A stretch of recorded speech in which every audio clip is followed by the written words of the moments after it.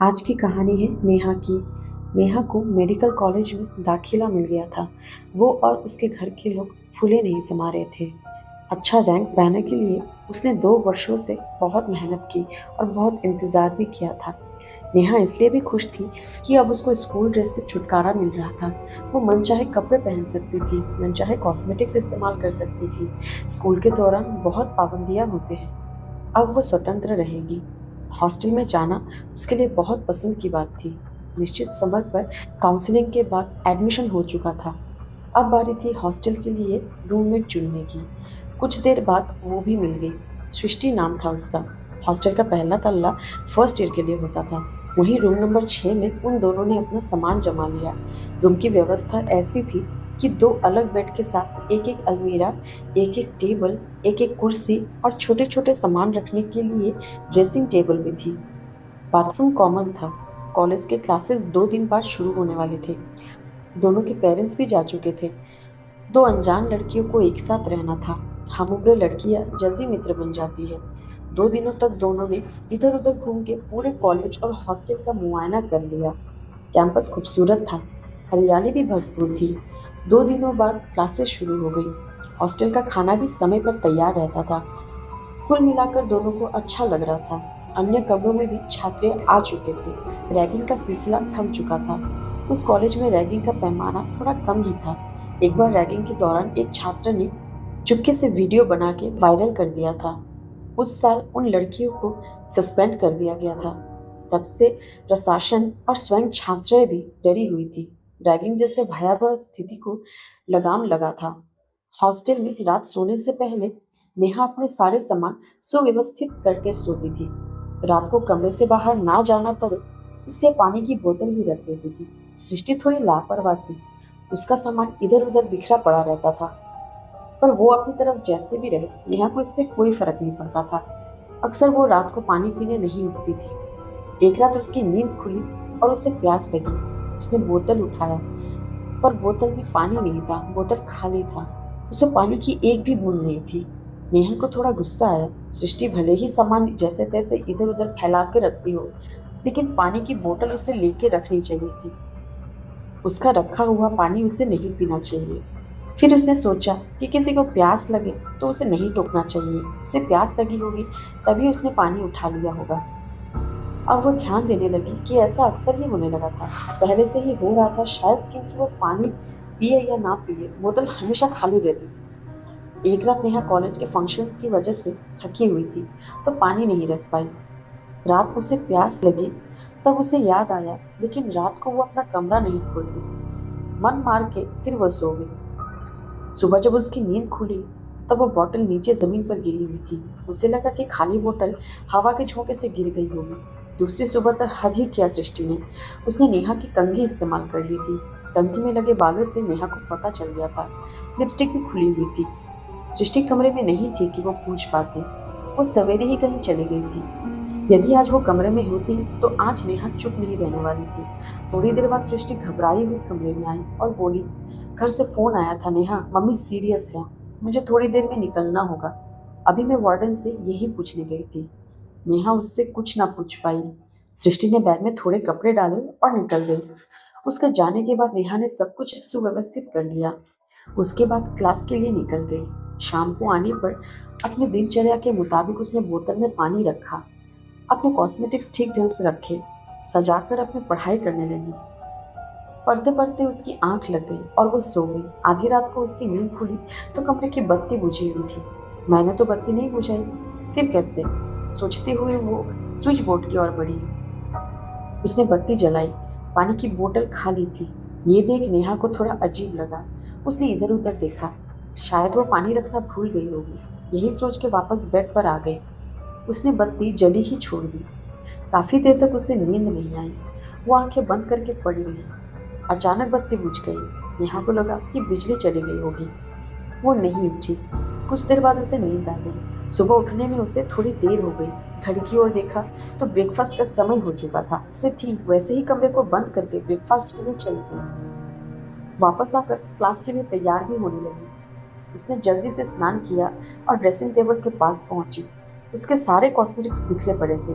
Foundation की शीशी खुली हुई थी, लिपस्टिक भी खुला था, काजल भी एक और लुढ़का पड़ा था, और तो और कंघी में भी कुछ बाल लगे थे। ये सब देख नेहा हैरान रह गई। अब तो सृष्टि भी नहीं थी, तो ये सब कैसे? उसने इधर उधर देखा।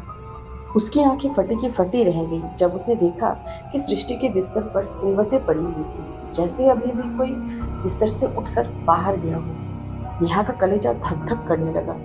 उसने हड़बड़ी में माँ को फोन लगाया और सारी बातें बताई। नेहा, तुम्हारी कोई दोस्त होगी बेटा, मम्मी ने कहा। नहीं माँ, मेरे रूम में सृष्टि घर गई हुई है और मैंने रूम का दरवाजा लॉक कर रखा था, वो घबराई आवाज में कहे जा रही थी। तो ऐसा करो, ये सारी बात अपने वार्डन को जाके बताओ, और हाँ, हनुमान चालीसा भी पढ़ लो, इससे तुम्हारा डर कुछ कम होगा।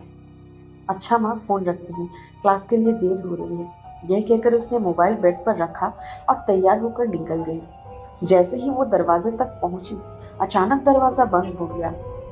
वो हैंडल बार बार घुमाने लगी क्योंकि वो खुल ही नहीं रहा था। वो दौड़कर बेड के पास गई और मोबाइल से वार्डन को फोन लगाया। मैम, मैं अपने कमरे में लॉक हो गई हूँ, दरवाज़ा नहीं खुल रहा, रूम नंबर 6। इतना ही बोल पाई थी कि उसे लगा किसी ने मोबाइल उसके हाथों से छीन लिया हो। घबराहट के मारे वो बेहोशी सी महसूस करने लगी। माँ ने कहा था हनुमान चालीसा बोलने को। ये सोच वो बोलने लगी, भूत पिशाच निकट ना आवे, महावीर जब नाम सुनावे। अभी इतना ही बोल पाई थी कि धड़ाम से उसका दरवाज़ा खुल गया। लगा जैसे कोई बाहर निकल गया हो। वो बिस्तर पर बेहोश हो गई। तब तक वार्डन आ चुकी थी। रूम का दरवाजा खुला देख अंदर आ गई। नेहा बेहोश पड़ी। वार्डन ने इसके चेहरे पर पानी की कुछ छींटे मारी तो नेहा की आंख खुल गई। क्या हुआ नेहा, तुम्हारी तबीयत तो ठीक है ना? मैम, कोई यहाँ था, उसने मेरा पानी पी लिया, मेरे कॉस्मेटिक्स फैला दिए और सृष्टि के बेड पर सोया भी था। नहीं नेहा, ऐसा कुछ नहीं होगा, ये तुम्हारा वहम है। नहीं मैम, ये वहम नहीं था। अच्छा, मेरे साथ चलो। नेहा को लेकर वार्डन अपने कमरे में आ गई। उन्होंने उसे गर्म कॉफी पिलाई और वहीं आराम करने को कहा। कुछ देर बाद नेहा को अच्छा लगा तो वो क्लास करने चली गई। जैसे जैसे शाम हो रही थी, नेहा की मन घबराने लगा। उसे अपने कमरे में जाने में डर लगने लगा। उसने ये बात अपनी एक सहेली को बताई तो वो साथ आ गई। नेहा ने अपना बॉटल लिया, सारे बिखरे सामान अलमीरा में बंद करके ताला लगा दिया, बिस्तर ठीक किया और उसी सहेली के साथ उसके कमरे में आ गई। आज उसे अकेले रहने की हिम्मत नहीं हो रही थी। वार्डन ने भी अनुमति दे दी कि वह उसी सहेली के साथ रूम में रात में सो सकती है। रात हुई, नेहा की आंखों में नींद नहीं थी, बस आंखें बंद करके लेटी हुई थी। रात गहराने लगी तो धीरे धीरे नींद की आगोश में आ गई। नींद में ही उसे लग रहा था जैसे कोई पानी मांग रहा हो। उसने सोचा कि वही सहेली होगी, पर वो तो गहरी नींद में थी। फिर कौन था? उसका दिल जोर से धड़कने लगा, पर उसने सहेली को उठाना उचित नहीं समझा। कुछ ही देर बीते थे कि उसे लगा जैसे उसके कमरे का अलमीरा का दरवाजा कोई जोर जोर से झकझोर रहा था। वो निष्प्राण सी पड़ी थी। एकाएक आवाजें आनी बंद हो गई। वो चुपचाप सुबह होने का इंतजार करने लगी। सुबह हुई तो सहेली ने कहा, गुड मॉर्निंग नेहा, रात को नींद अच्छी तो आई ना? नहीं, कोई पानी मांग रहा था और मेरे कमरे में कोई अलमीरा झकझोर रहा था। अच्छा, पर मुझे तो कोई आवाज नहीं सुनाई दी। चलो तुम्हारे रूम में चल के देखते हैं। आगे आगे उसकी सहेली थी और पीछे डरती हुई नेहा जा रही थी। सहेली अंदर जाके उल्टे पैर वापस आ गई। क्या हुआ? कहती हुई नेहा रूम के दरवाजे पर आ गई। आज भी बिस्तर पर सिलवटें पड़ी थी। नेहा का अलमीरा खुला था और टूटा ताला वहीं पर गिरा हुआ था। दोनों सहेलियां दौड़कर वार्डन के पास पहुंची और सारी बातें बताई। वार्डन ने सब कुछ अपनी आंखों से देखा। जल्दी नेहा के घर में फोन करके वार्डन ने बताया कि यहाँ कुछ हो रहा है, आप नेहा को ले जाएं या यही 2 दिन रह के सब कुछ अपने आंखों से देखें। शाम होते होते नेहा के पेरेंट्स आ गए। उसके साथ तंत्र जानने वाले भी कोई आया था। नेहा को देखते ही उसने कहा कि नेहा अकेली नहीं, कोई उसके बगल में खड़ा है। कौन? एक लड़की हाथों में पानी का गिलास लिए खड़ी है। उसके होंठ सूखे हैं, लगता है जैसे वो कितनी प्यासी हो। अब क्या होगा, देखता हूँ, कह के तांत्रिक ने अपनी झोली से एक लकड़ी निकाली और उसे जलाया। वो छटपटा गई। आग बुझाओ, वो जोर से चीखी। नहीं, पहले सबके सामने आओ। नहीं, वो मारेगी। कौन मारेगा? वही जिसने रैगिंग के चलते मुझे एक बिल्ली के साथ कमरे में बंद कर दिया था। कहाँ है वो? यहीं खड़ी है, हरे सूट में। ठीक है, पर अब तुम सामने आओ ताकि वो भी तुम्हें पहचान सके। वो तुम्हें मार नहीं सकती, हम लोग यहाँ पर है। अचानक वहां पर हवा का झोंका सा आया और वो हाथों में गिलास लिए सामने खड़ी थी। हरे सूट वाली लड़की, जिसका अब फाइनल ईयर था, उसे देखते ही घबरा गई। उसे याद आया कि उसने उसे एक बिल्ली के साथ कमरे में बंद कर दिया था। उसके बाद कॉलेज में 1 हफ्ते की छुट्टी हो गई। सभी अपने अपने घर चले गए। स्टोर वाले कमरे की ओर किसी का ध्यान नहीं गया। जब वापस कॉलेज खुला तो उस कमरे से उस लड़की और बिल्ली की लाश मिली। ये सब किसने किया ये कोई नहीं जान पाया। प्यासी थी, बहुत प्यासी थी मैं। बिल्ली ने मेरा चेहरा नोच लिया था। मैं तड़प तड़प कर मर गई। मुझे प्यास मिटानी है और अपना चेहरा भी वापस सुंदर बनाना है। उस लड़की की बातें सबने सुनी।